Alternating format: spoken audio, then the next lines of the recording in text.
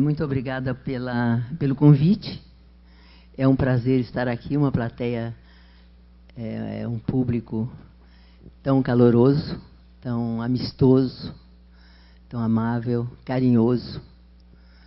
E eu tenho gosto de estar com vocês e espero ser útil nas reflexões que vou apresentar.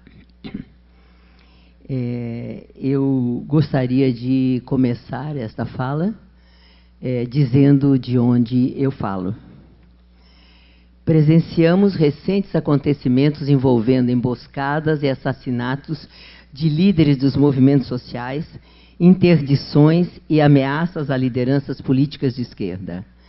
A intolerância do discurso imbecilizado, a intolerância sem conhecimento e análise dos acontecimentos, alimentam o ódio, os preconceitos e o mal-estar social.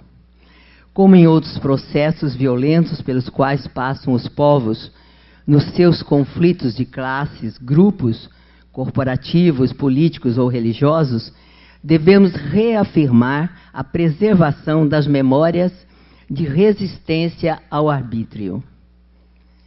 Cabe prestar uma primeira homenagem aos líderes sacrificados nesse processo que atinge hoje nosso país, incluindo todos aqui que não serão nominados, mas que de norte a sul do Brasil, cada um de nós sabe a que se referir.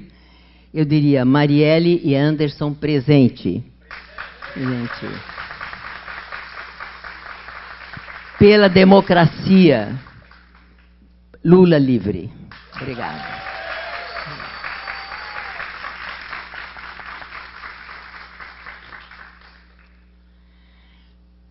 Vou acompanhar com os slides, às vezes com maior conteúdo, às vezes menos, mas um pouco para que tenham ideia o rumo que eu vou seguir nesta fala. Nossa questão principal é o ensino médio integrado na historicidade do presente, moldado na ilegalidade mascarada de legal, na conquista do poder e no desmonte do Estado de direitos da população, o que Giorgio Agamben conceituou como o estado de exceção. A formação integrada tem, historicamente, a inspiração no conceito de politecnia da educação socialista anunciada por Marx e introduzida nos 20 primeiros anos da Revolução Russa. Sua base teórica e política é a centralidade do trabalho e educação, ou o trabalho como princípio educativo, ou o princípio educativo do trabalho, que são denominações que têm o mesmo sentido. Isto é, o trabalho, ele não apenas produz. Ao produzir, ele gera conhecimento, ele gera sociabilidade, ele educa. Reafirmamos também e honramos os 200 anos de nascimento de Marx e sua permanência teórica e política para a análise da história dos povos, de suas formas de produzir a vida. Uma leitura a partir de Marx significa considerar o trabalho humano, considerar o trabalho humano como atividade ontológica fundante da vida humana na sua relação com a natureza para produzir os meios e os modos de vida, a cultura, a educação, a consciência. Ao trabalhar o ser humano, se educa, se forma, adquire conhecimentos, habilidades, comportamentos, valores. Uma leitura a partir de Marx implica, do ponto de vista teórico-metodológico, o método da economia política, a consideração de que todo e qualquer objeto está dentro de um conjunto de relações, como síntese de múltiplas determinações nos termos de Marx, na crítica à economia política. A partir, isso assim, determinações, portanto, a partir do trabalho, salário, condições de vida, classe social, cultura. Significa que a crítica do capital, das relações de produção, da estrutura de classes, é parte substantiva da análise que se pretenda ter base no pensamento de Marx. Mas, de uma forma menos divulgada, mas tão importante quanto, a leitura teórico-metodológica da realidade a partir do marxismo não pode prescindir da fundamental concepção de Marx sobre a história como produção social da existência, que está na ideologia alemã em termos bem claros. Dizem Marx e Engels nesse livro: o primeiro pressuposto de toda existência humana e, portanto, de toda história é que os homens precisam estar em condições de viver para poder fazer a história. Mas para viver é preciso, antes de tudo, comer, beber, ter habitação, vestir-se e algumas coisas mais. O primeiro ato histórico é, portanto, a produção dos meios que permitem a satisfação dessas necessidades. Marx eleva todos os atos da vida humana à sua historicidade, que é diferente da história tradicional, que privilegiou os príncipes, os reis, os governantes, os chamados grandes feitos. Marx diz: a história somos nós. Nós fazemos história em tudo que fazemos. Muitas vezes, essa história não é uma história de significação nacional para ir para os livros, para ir para a divulgação, mas é a história das nossas famílias, do nosso bairro, do nosso grupo, da nossa vida com as pessoas com quem a gente convive. Esses dois polos, a crítica à economia política e a história como produção social da existência, são os fundamentos teóricos básicos do materialismo histórico. Claro que tem também a questão política, da luta de classes, tudo aquilo que Marx desenvolveu no Manifesto Comunista e também no Capital. Mas, do ponto de vista da pesquisa social, esse é um dos dois fundamentos, que é frequentemente negligenciado, inclusive pelos marxistas. Nós temos raízes marxistas que se firmaram na crítica à economia política, no estudo do trabalho e da educação, etc., e que deve ser o ponto de partida. O Capital é o ponto de partida da análise, mas não se esgota aí. Porque se você fica só na análise do Capital, você perde a particularidade da vida onde o capital atua, onde o capital e o trabalho se relacionam. Isso foi reiterado por vários das nossas referências bibliográficas.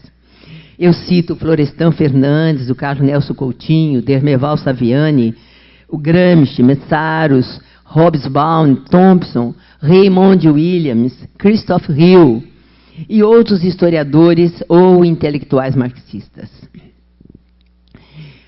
O próprio Marx, ele escreve sempre recorrendo à historicidade dos fatos. Ele foi à Inglaterra, ele viu a Revolução Industrial de perto, ele atuou registrando, as referências dele são empíricas, são documentais. É um trabalho permanente que ele fez no Capital, fez nos 18 Brumário e nos outros livros. Ele trabalhava a história do presente, do seu presente. Porque nós vivemos no presente, que é um milésimo de segundo. O presente, quando você fala, ele já se passou. Mas ele está sempre articulado ao imediatamente anterior, o passado, e ao imediatamente posterior, que é o futuro, com extensões diferenciadas, dependendo dos fenômenos que nós estamos estudando. Enfim, esse trabalho é todo para desvelar as múltiplas relações dos fenômenos, dos sujeitos sociais, reconhecer e identificar os sujeitos sociais, e reconhecer as consequências para os trabalhadores e seus opositores. A interlocução, esse é outro aspecto, a interlocução com outros pensadores, a interlocução crítica fundamentada na obra marxiana é fundamental. A gente não pode ficar só repetindo, porque nós convivemos com pessoas que não são necessariamente marxistas, mas que podem ser boas pessoas, que podem ter pensamentos bons, ou que podem ser opositores. Então, nós temos que dialogar, temos que polemizar e ter argumentos para isso. Então, a fundamentação é básica nesse caso. Marx, também é preciso pensar que Marx era um homem de pensamento aberto. Ele foi ex-aluno de Hegel, ele passa de Hegel, ele faz a crítica de Hegel, embora ele tenha sido hegeliano na mocidade. Ele faz a crítica e ele dialoga, ele busca os opositores, ele devia ser um crítico feroz, né, por algumas coisas que ele disse, que ele fez, né, mas era uma forma de viver no seu tempo, de dialogar e de convencer as pessoas das suas ideias. essa visão de história, ela fundamenta a história atual. A École des Annales, a grande escola de cultura histórica, ela se ateve aos grandes objetos, ou as novos objetos, novas abordagens, novos problemas, mas não cita que tem uma origem, ela não faz um reconhecimento desse papel fundamental do Marx. Alguns poucos historiadores o fazem. Bem, resumindo esta apresentação, a primeira reflexão é sobre a sociedade e o estado de exceção.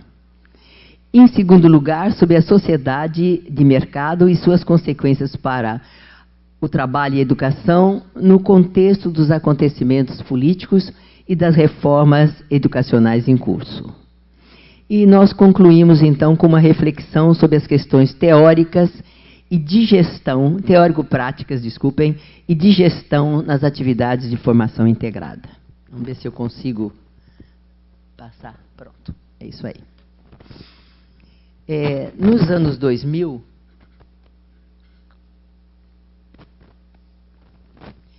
no início dos anos 2000, o historiador francês Jacques Rancière publicou um livro que se chama O ódio à democracia. Ele denuncia a passagem da democracia vitoriosa à democracia criminosa. A democracia, diz ele, é hoje, no mundo atual, o reino dos desejos ilimitados dos indivíduos da sociedade de massa moderna. A esses desejos e ações não se opõem apenas os regimes totalitários, as ditaduras, as tiranias, dependendo do tempo histórico. Não estaria também se opondo no Brasil, pergunta o Janine Ribeiro, que faz uma introdução, o enorme mal-estar dos privilegiados quando se expande a democracia? Nós não estamos vivendo um momento de intolerância ao processo democrático. É claro que eles também se colocam como democratas, né? Porque é uma democracia representativa. Estão formalmente mantendo, mesmo que comprados, está formalmente mantendo o sistema representativo.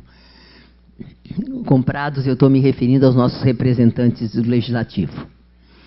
Daí um ódio, esse mal-estar, essa intolerância, essa ascensão de uma massa de pessoas que sempre esteve abandonada no país. Daí um ódio que predomina na política, tal como se não se vivia desde o golpe de 1964, condenando medidas que favorecem os mais pobres como populistas e demagógicas. Uma outra referência que nós podemos tomar é a ideia do retrocesso civilizatório que nós estamos vivendo. Sem abrir mão dos conceitos de tempo e espaço e de seus referentes ontológicos na sociedade capitalista, dois autores nos ajudam a refletir sobre a centralidade do trabalho, tendo como contexto o campo político, social e econômico. Giorgio Agamben, um cientista italiano, e Norbert Elias, alemão. Ambos contribuem para pensar as convulsões do presente.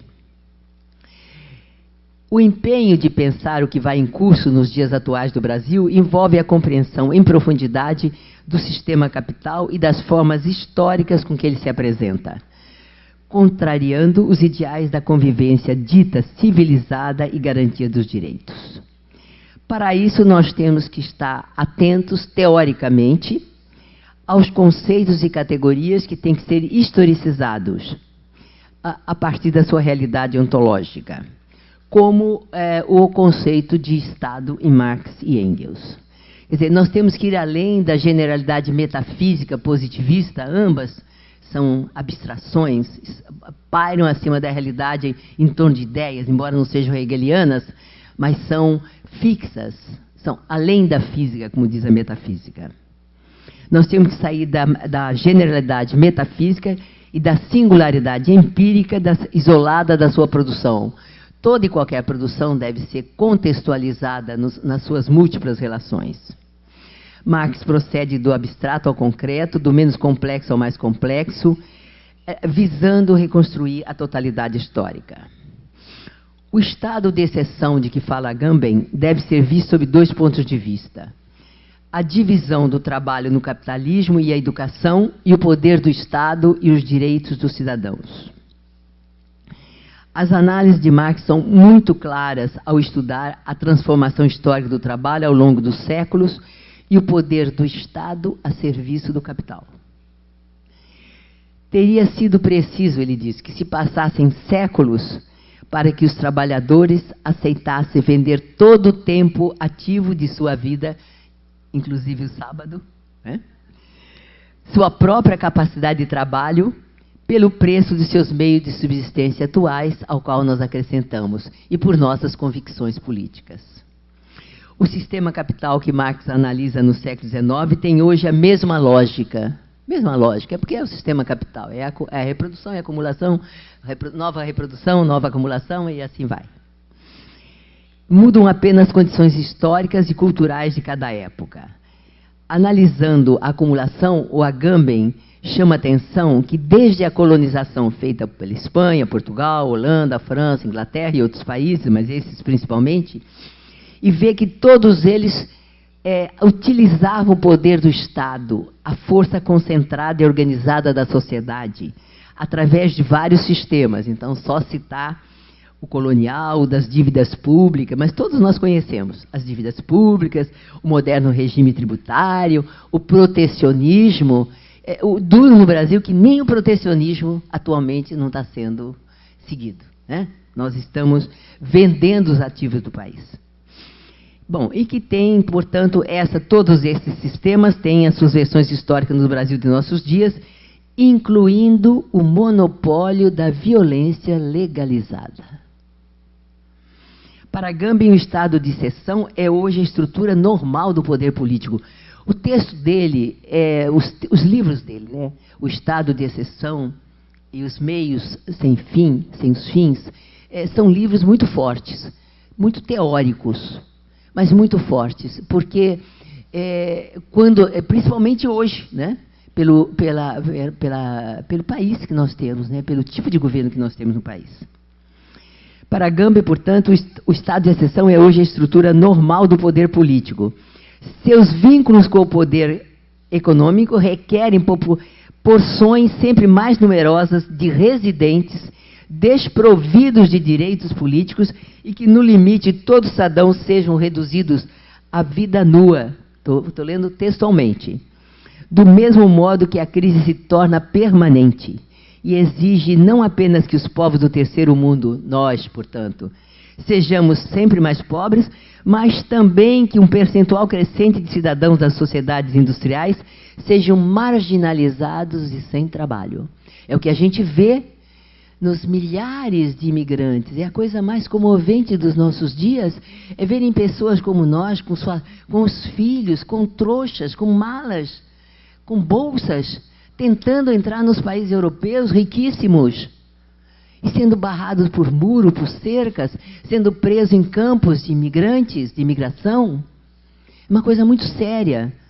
Há um filme, há alguns filmes, mas há um de um artista chinês que fez em loco, ele foi filmando junto com as pessoas. Muito comovente realmente, chama Immigrants. Outro aspecto que também está muito presente e que foi uma ideia, uma dessas intuições sobre a sociedade, né? De Guy Debord. Ele fala sobre, todos aqui devem saber isso aí, a ideologia do espetáculo, a sociedade do espetáculo, do mercado, do empreendimento, né? O Agamben remete também ao Guy Debord. E diz: toda a vida das sociedades onde reinam as modernas condições de produção se apresenta como uma numerosa acumulação de espetáculos. É claro, a mídia favorece. A mídia não é ruim em si, nenhuma técnica é ruim em si.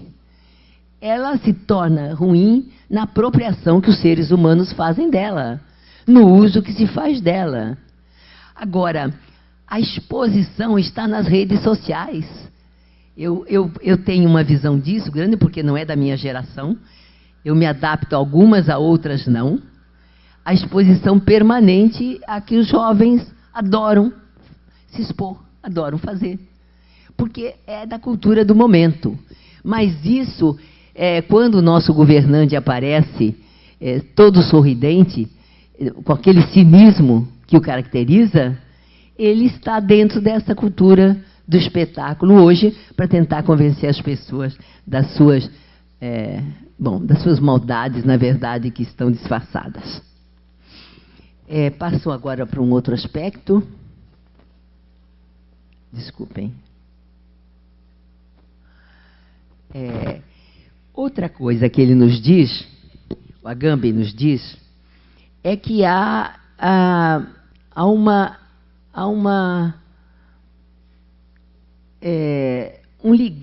ligação histórica entre o direito, entre a soberania e a violência legal. No texto dele, ele lembra que o governante romano tinha sempre ao seu lado o carrasco, porque ele mandava e a punição se efetivava. Quer dizer, ele toma essa imagem histórica para dizer como que o poder, o Estado, está ligado à violência, monopoliza a violência. É claro que hoje nós vivemos no Rio uma perda de controle dessa violência. Nós temos lá uma situação, no Rio e em outras cidades, porque as estatísticas mostram que o Rio nem é a cidade mais violenta do Brasil, mas está em 11º lugar. Mas é a cidade espetáculo, é a cidade que mais aparece na mídia. Então ela fica como um modelo lamentável. Bem, o economista Beloso, ele mostra aquilo que é chamado de barbárie pelo Ernest Elias, ele mostra que essa barbárie, ela se apresenta hoje como a ausência de um Estado capaz de exercer o monopólio da violência, a perda desse controle, de coibir a violência dos comportamentos individuais, do ódio à democracia expresso nas inúmeras formas que nós vemos de intolerância, de racismo, de preconceito, a violência dos comportamentos individuais, a leniência e a incapacidade de impor a cobrança de impostos aos aquinhoados. Quem sonega mais não somos nós que temos os nossos impostos já descontados na fonte. São os grandes empresários, são os grandes bancos, né? São as grandes empresas. E, ainda por cima, esse Estado que faz isso, esmera-se nos cortes dos direitos políticos, dos direitos e das políticas sociais que possam atenuar a extrema desigualdade das classes sociais. Eu considero isso uma incapacidade politicamente programada. Onde é que eles querem chegar, deixando a população à deriva, com esse número de desempregados, de pessoas passando necessidade? A uma convulsão social? Se houver uma convulsão social, nós teremos muita gente morrendo, porque eles vão atirar sem medo. Eles vão atirar sem nenhuma pena. Sempre foi assim. Em todos os povos, o poder se defende, né? Então, parece que é uma incapacidade politicamente programada e não prover serviços públicos necessários à população. Nos hospitais, por exemplo, pessoas morrendo nos corredores, nas portas, crianças, mães.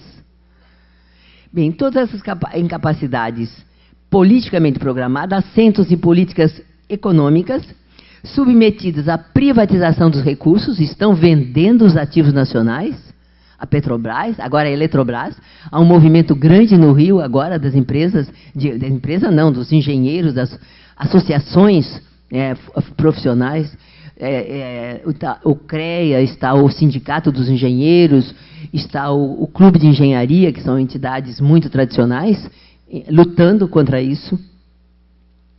Financiarização econômica, rentismo, superenriquecimento dos bancos e dos grandes grupos industriais.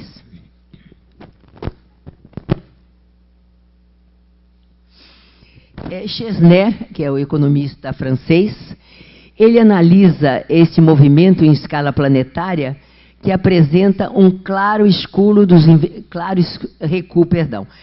recuo dos investimentos externos diretos e de transferência de tecnologia aos países em desenvolvimento já na década de 80. Bom, nós sabemos que para nós chega aquilo que não é a primeira linha dos equipamentos. Chega a segunda, terceira, quarta linha, né? Mas também há uma restrição de transferência de recursos e de tecnologias, porque isso significa o avanço das nossas sociedades. É da gente pensar o que está ocorrendo no Brasil hoje, a destruição, quando a gente vê a Embraer sendo comprada, a gente vê toda a tecnologia da Petrobras passada para o exterior, né? E muitas outras coisas que foram produzidas no país. As entidades científicas, a FAPERJ, no Rio de Janeiro, está falindo. Não está financiando praticamente mais nada. Ou seletivamente, muito seletivamente. Enfim, o Norbert Elias, que eu já citei, Norbert Elias, não é Ernest Elias, que eu falei errado na outra vez. Norbert Elias analisa a oposição civilização e cultura, que foi objeto de uma obra clássica dele, O Processo Civilizador. Não é um marxista, mas é um homem com quem nós podemos dialogar e podemos pensar para entender o comportamento individual que ocorreu a partir de 2013 e principalmente em 2016, as panelas, as camisas amarelas, utilizando as camisas da seleção brasileira, né, a cor tão querida dos brasileiros, principalmente os grandes torcedores do futebol. O autor mereceu um reconhecimento tardio, mas o seu pensamento iluminou a compreensão dos aspectos comportamentais da população. Ele estudou o nazismo, ele viveu naquele momento. Então ele viu como foi a queima dos livros, ele viu como foi a intolerância com os vizinhos, como foi a intolerância com os judeus, como aquilo foi se tornando um consenso na população, ou por crença, ou por oportunismo, ou por defesa. Ele fez sobre isso. Então, a análise dele, ela é um alerta a que a gente fique no plano da materialidade, mas também no plano do discurso, das ideias, da discussão, do debate, tá? De contrapor-se àqueles que manifestam todo tipo de preconceito, de discriminação. Bom, é isso, eu já falei sobre isso.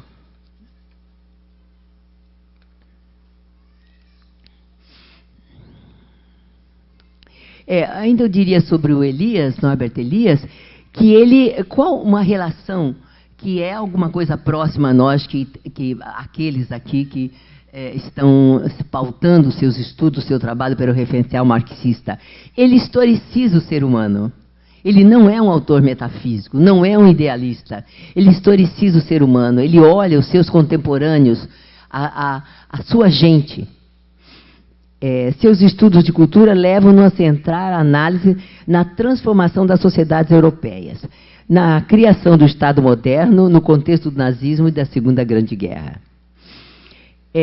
Nos seus termos, civilização, ele parte dos modismos da antiga corte francesa, daquela forma de ser nobre, sofisticada, né? Um pouco ridícula às vezes, mas de qualquer maneira. Eu estava no hotel, parênteses só, eu estava no hotel aguardando o Fabiano vir me apanhar, e estava passando o casamento do príncipe na Inglaterra. Que parafernália, que coisa engraçada. Né? Mas isso é um tipo de civilização. A civilização ainda é o culto da nobreza. Nobreza de sentimentos? Não necessariamente. Nobreza de atitudes? Não necessariamente. Mas nobreza do dinheiro. E nobreza do status. Né? Bom, ele analisa e diz que civilização tem o conceito de civilização, ele parte disso, mas ele vem para a sociedade atual. Para a existência da maquinaria, das descobertas científicas, das formas de estados, ou o que quer que seja que ateste a existência de uma estrutura particular de relações humanas, de uma estrutura social e de correspondentes formas de comportamento. Quando eu falava há pouco sobre o uso da mídia, do espetáculo, da representação, isso é parte da nossa civilização, né? A cultura é sempre um dado, a civilização é um dado da cultura, é um tipo determinado de cultura. Sua concepção tangencia a historicidade do conceito de cultura no marxismo, porque Marx explicita a cultura como produto de diferentes formas do ser humano agir sobre a natureza, pelo trabalho e transformá-la para a produção de seus meios de vida. Bom, eu tenho que andar um pouquinho.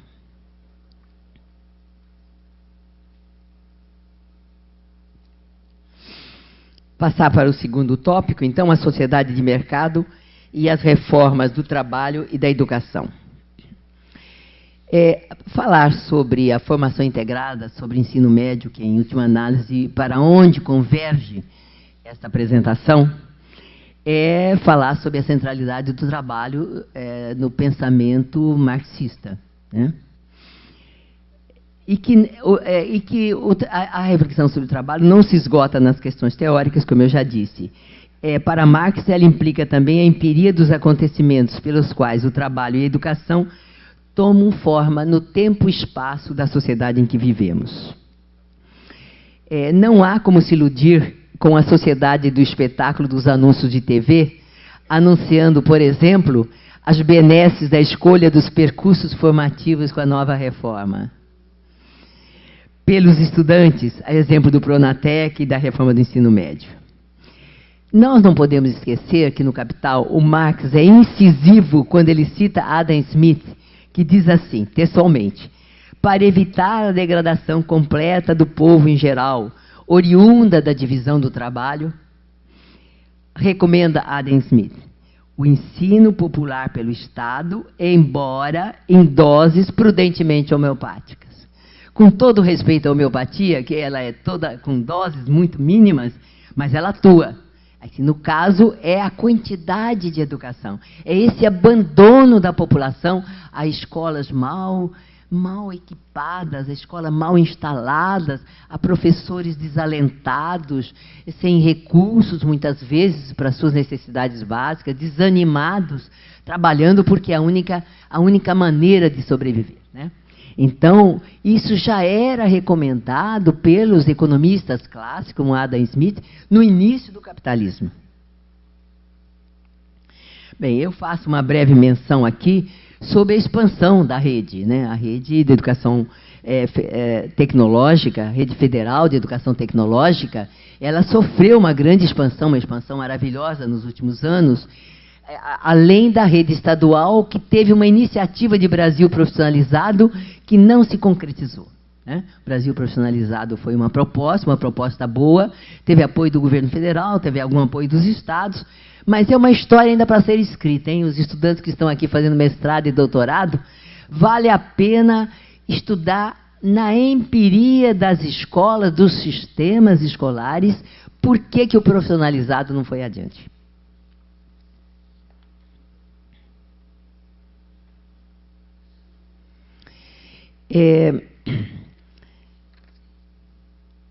Com o golpe de 16, data da explicitação de 2016 é a explicitação do golpe, né? Porque, na verdade, ele começou muito antes.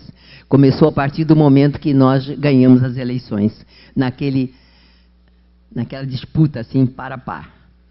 Assistimos, depois disso, ao desmonte progressivo e acelerado do ensino médio, da qualidade da educação profissional e dos direitos assegurados pelo Estado democrático. Mas a regressão dos direitos trabalhistas, educacionais, previdenciários a que estamos sujeitos, tem antigas raízes no tecido social brasileiro. Elas alimentam as relações de classe, a forte desigualdade social e a permanência dos privilégios das elites até os dias de hoje. O Luiz Antônio Cunha, ele é um sociólogo, ele tem um trabalho muito grande sobre educação profissional e tem um trabalho sobre universidade. Mas ele estudou muito, a partir, inclusive, do Celso Covas da Fonseca, que dá nome a uma das instituições da rede, né, lá no Rio de Janeiro. Ele estudou como que a educação, como que permaneceu os preconceitos de classe, a inferioridade, enfim, a inferioridade pensada, não real. A ideia de inferioridade do trabalho manual. Quer dizer, nós sabemos que não existe a mão sem pensamento. Eu só faço assim, ou pego essa caneta, porque eu tenho uma ordem mental. Então, a inferioridade suposta do trabalho manual, das atividades manuais, é um engodo, absolutamente engodo de desconhecimento e de má-fé, de preconceito e de apropriação do trabalho para produzir a riqueza para aqueles que querem se apropriar dela e que ficaram ricos com isso. Então, ele tem um trabalho muito interessante, o trabalho dele, onde ele faz esse histórico da educação ainda na colônia, no Império, mostrando como que esse preconceito perpassa a sociedade brasileira, não obstante todo o avanço que significa o trabalho de educação profissional na rede e em algumas escolas hoje. Bem, sobre o trabalho, nós temos que recuperar também que Vargas não concedeu à Justiça do Trabalho, às juntas de conciliação, a CLT, ou consolidação da legislação, das leis trabalhistas.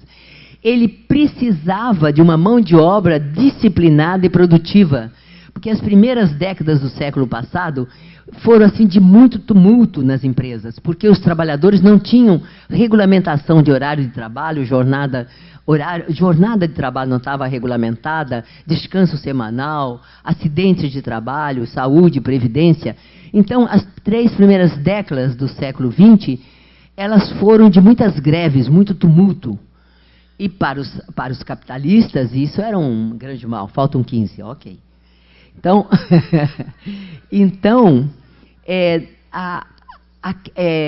aquilo tudo era impensável dentro da forma como o Vargas atinge, naquele confronto com as oligarquias latifundiárias, principalmente.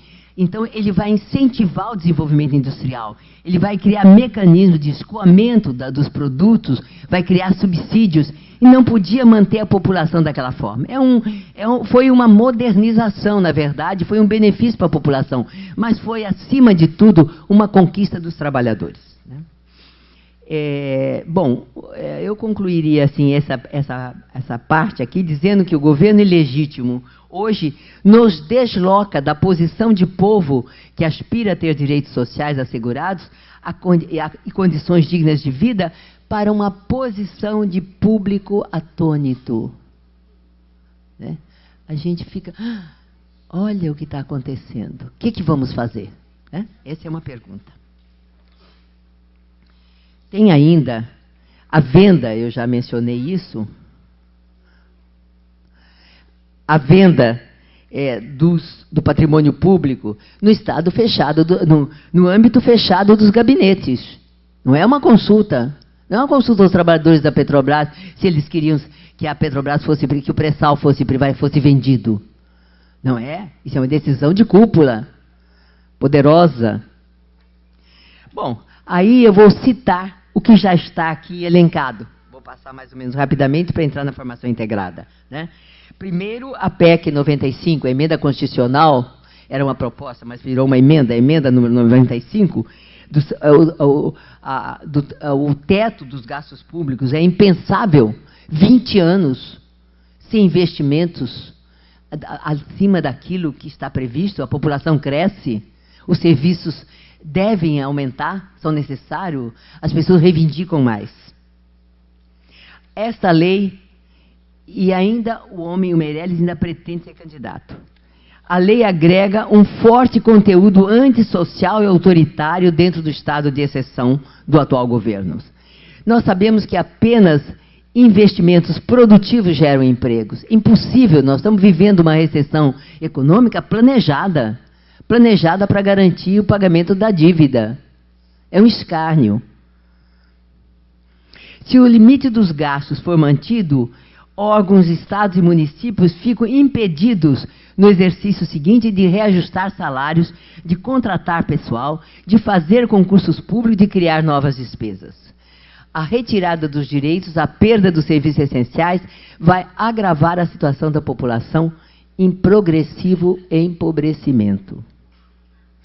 Outra inversão de poderes está na Lei 13.467, de 17, a Lei da Reforma Trabalhista. Bem, é a perda de direitos que...